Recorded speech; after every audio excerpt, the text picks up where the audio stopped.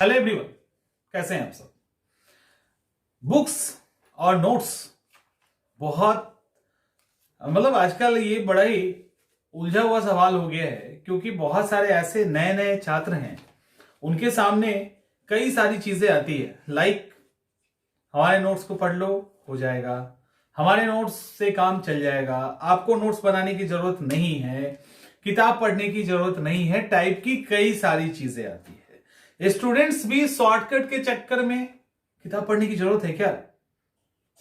एक ही किताब से काम चल जा रहा है, दो ही किताब से एग्जाम निकल जा रहा है, तो फिर किताब क्यों पढ़े, इतना मेहनत क्यों करे? ऐसे कई सारे सवाल है ना। 3-4 सवालों को हमने लिया है इसके अंदर, बुक्स एंड नोट्स को लेकर।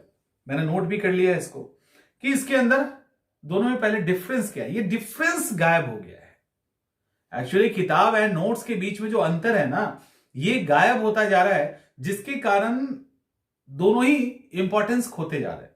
पहला। दूसरा, इंपॉर्टेंस क्या है दोनों के का ही। बुक्स पढ़े तो कैसे पढ़े और नोट्स को कैसे तैयार करें, है ना, ये सारी चीजें हैं। सबसे पहला डिफरेंस, अंतर क्या है। सबसे पहला क्या है कि अंतर क्या है। अब देखिए, किताब का एक अलग इंपॉर्टेंस है और नोट्स का एक अलग इंपॉर्टेंस है। यदि किताब आपका नोट्स बन जाता है, उसकी महत्ता चली जाएगी, और नोट्स यदि किताब बन जाता है तो वो भी किसी काम का आपका नहीं है, फिर नहीं है काम का। आजकल अधिकांश नोट्स किताब बन गए हैं। तो क्योंकि दावा किया जाता है कि सारे सवाल हमारे नोट्स से होंगे, ऐसा कुछ कहा जाता है। उसके अंदर पूरा एक्सप्लेनेशन से लेकर सब कुछ भरा पड़ा है, एक मिनी बुक बन गई है नोट्स। ये डिफरेंस खत्म हो रहा है।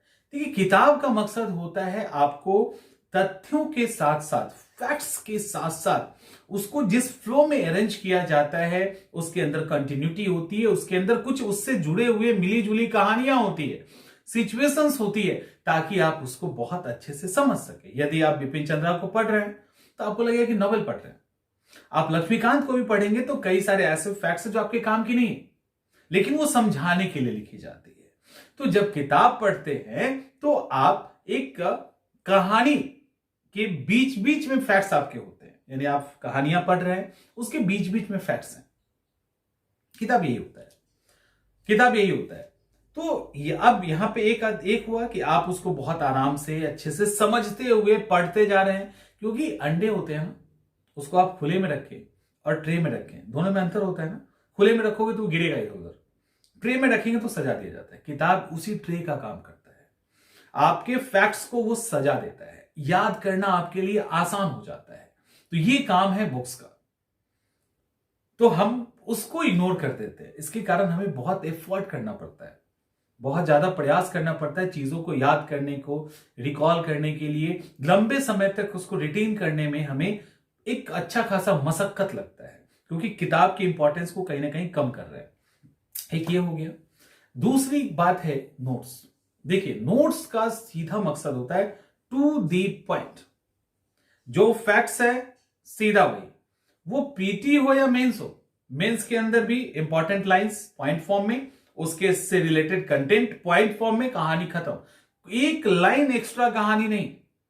पीटी में जो भी है एकदम फैक्ट टू दी पॉइंट, खत्म, कोई स्टोरी नहीं, कुछ भी नहीं। ये एक्चुअली में नोट्स होता है। तो दोनों की खूबसूरती और दोनों का इंपॉर्टेंस या वैल्यू तभी है जब दोनों अपने अपने जगह पे रहेंगे। यदि किताब ऐसे लिखा जाए कि वो नोट्स बन जाए, और नोट्स ऐसे तैयार करवाया जाए जिससे वो किताब का काम करने लगे, तो ना किताब किताब के काम कर पाएगा, ना नोट्स नोट्स का काम कर पाएगा। क्योंकि किताब से फैक्ट्स निकाल के नोट्स बनाया जाता है, किताब से कहानियां निकाल के नोट्स नहीं बनाई जाती है। और जो किताबें होती है वो सिर्फ फैक्ट्स नहीं होती है, वो सिचुएशंस, कहानी, आसपास की चीजों के को कहते हुए उसके अंदर कंटेंट होते हैं। बिपिन चंद्रा से फैक्ट्स निकालना आसान काम नहीं है, एनसीईआरटी की किताबों से फैक्ट्स निकालना आसान काम नहीं है। आप बार बार पढ़ेंगे, बार बार फैक्ट्स आपके छूट जाएंगे, तो उसके लिए होता है नोट्स। समझ में आ रहा है?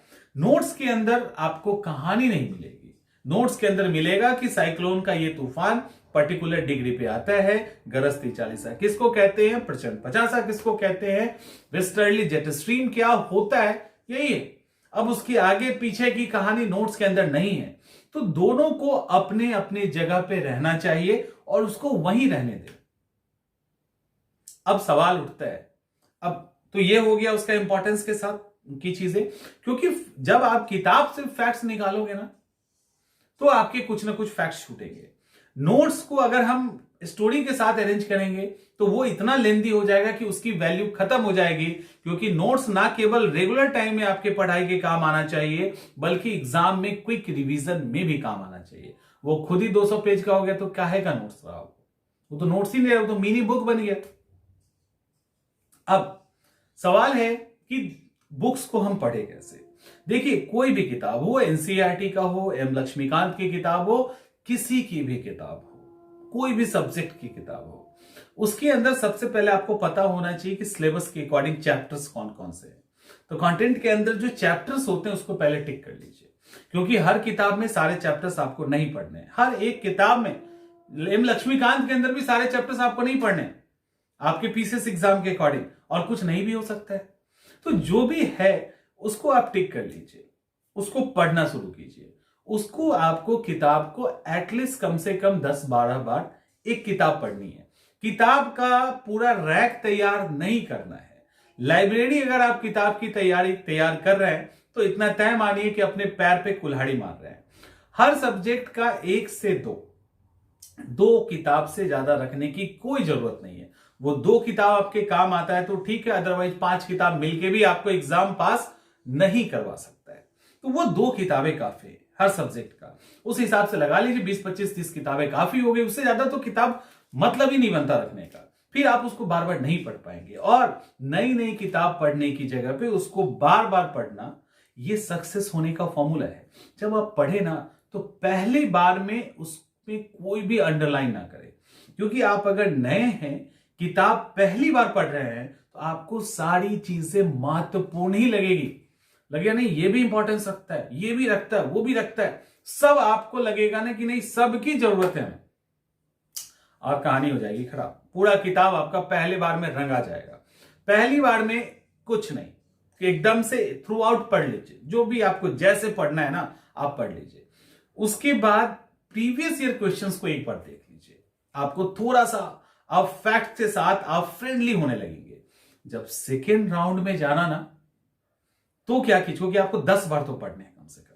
सेकेंड राउंड में जाइएगा, एकदम से मोटे मोटे फैक्ट्स जो बार बार एग्जाम में पूछे जाते बस उतना ही आपको अंडरलाइन करना है, सारे फैक्ट्स नहीं करने हैं।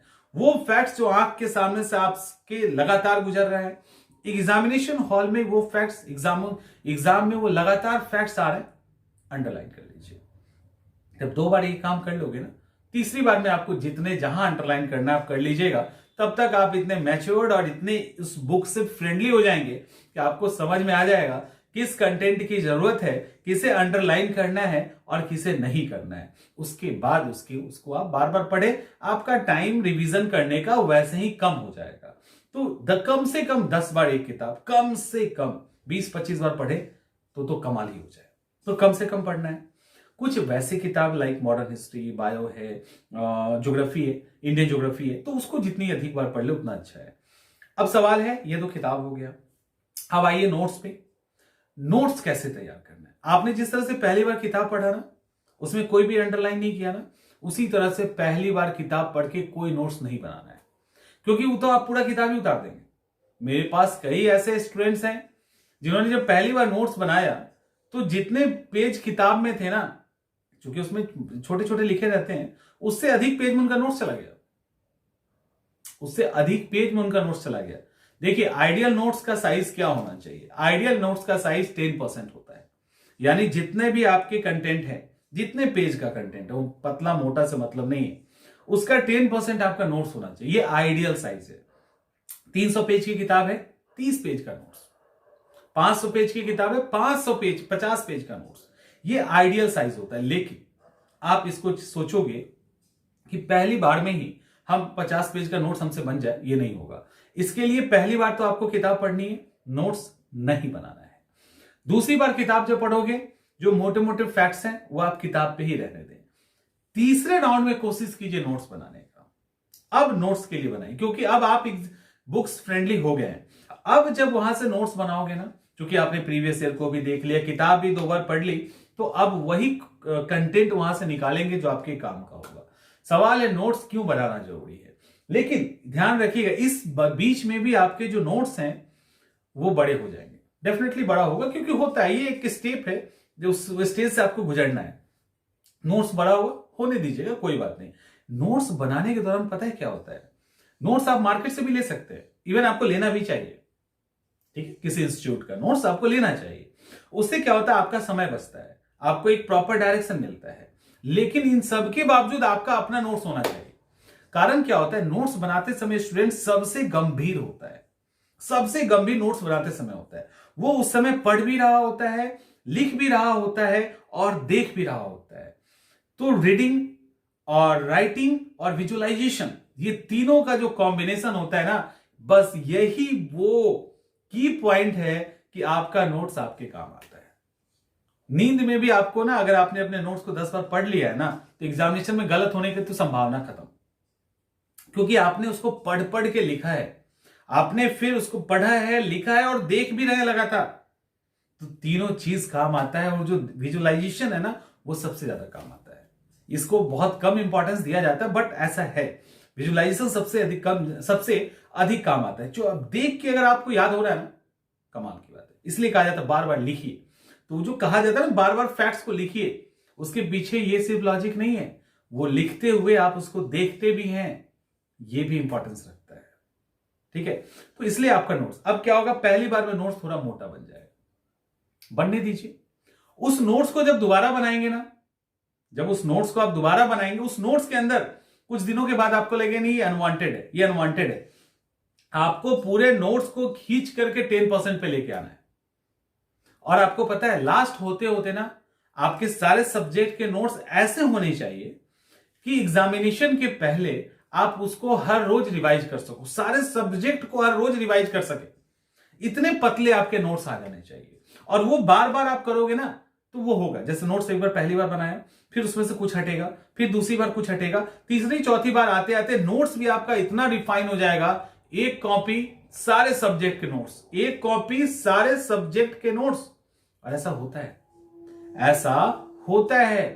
कई ऐसे स्टूडेंट हैं जो आपको दिखाएंगे नहीं, उनके पेज के, उनका जो पेज होगा ना स्पाइरल या जो भी, उसके पहले 10 पेज पे कुछ से कुछ लिखा होगा, बीच में नोट्स छिपा होगा, लास्ट में कुछ और होगा, आपको पकड़ ही नहीं पाओगे कि ये नोट्स भी है। और वो उसी के दम पे एग्जाम निकाल लेते हैं, ठीक है। ऐसे कई सारे दोस्त आपके होंगे जो किताब लेके घूमे, कोई क्या लेके घूमता, उसके अंदर है वो कमाल की 70, 80, 90 पेज की जो किताब नोट्स है ना, उसके बीच में वो छुपा रखे हैं, जो आपको नहीं दिखता नहीं है, क्योंकि ऊपर कुछ से कुछ लिखा है। तो वो एक्चुअली उनका जो है ना मेहनत है, और उसके दम पे वो हर बार रिजल्ट लेते हैं। तो ये होता है नोट्स बनाने का तरीका। तो ये एक आइडियल, तो कभी भी भागिए मत किताब और नोट्स दोनों से, दोनों ही आपको करना है, दोनों ही करना है, क्योंकि पास होने के लिए ना शॉर्टकट काम नहीं करता। प्रीलिम्स में कर भी जाएगा, मेंस में फंस जाओगे। और रिजल्ट लेना है ना फाइनल, कि बीच में बस एक ही निकाल के रुक जाना है। जब फाइनल रिजल्ट लेना है तो ये तो सोचना पड़ेगा। होपफुली कि आप बातों को समझ रहे होंगे। तो नोट्स का अपना जगह है, किताब का अपना जगह है, दोनों अपने जगह पे रहेंगे तो उसका महत्व है, अदरवाइज खत्म। दोनों में से किसी का महत्व नहीं। तो चीजें समझ रहे होंगे। तो नोट्स अपना जरूर बनाइए, अच्छी किताबें जरूर पढ़िए। ये लास्ट एक सजेशन है, इसको जरूर कीजिए। मिलते हैं अगले वीडियो में।